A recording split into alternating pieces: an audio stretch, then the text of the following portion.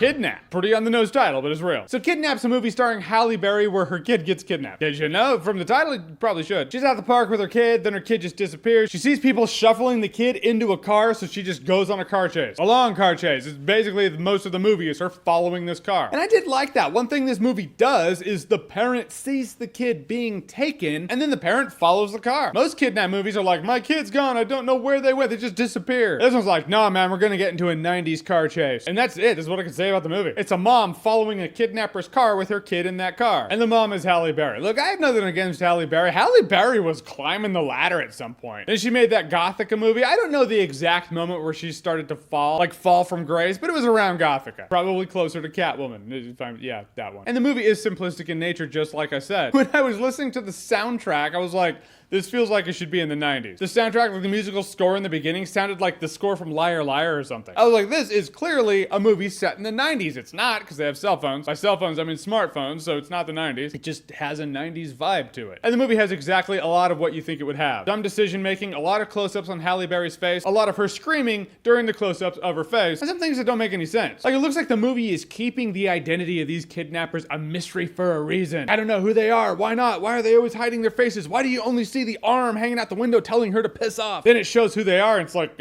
they're nobody. I'm not spoiling the movie for you. That's like me telling you the girl in the diner is not a Marvel hero. She's a girl in a diner. Spoiler! No, it's just the movie kind of built it to be something, and it's not something. And among the car chasing, there's a moment where, I mean, she's just on these people's shit, and they're like telling her the finger out the window, like, go away, go away. And so she's like, oh, they're gonna kill my kid if I don't. So she leaves. And she stops for a moment. She's like, all right. She circles back around, then she's following the car again. And they don't seem to give a shit. By telling her to exit the freeway, where they're saying like, exit. By exit, I mean just don't be so aggressive when you're following us. I mean, you can follow us, but just don't follow us. And the movie does have cheesy lines that you would find in the 90s, once again showing that the movie should either have taken place in the 90s or just been made in the 90s. But you know, she's like, you took the wrong kid. You know what's missing from that? Arnold's voice. Yeah, you took the wrong kid. There were a couple of editing choices too. This intense thing happens on the freeway, and it does this weird fade shit. It did it to illustrate the confusion of the situation in the moment, sure. But in the end, you feel like you're gonna pass out like, Even some of the filmmaking shots where someone gets thrown out of a car. This car is going really fast. You can hear the engine just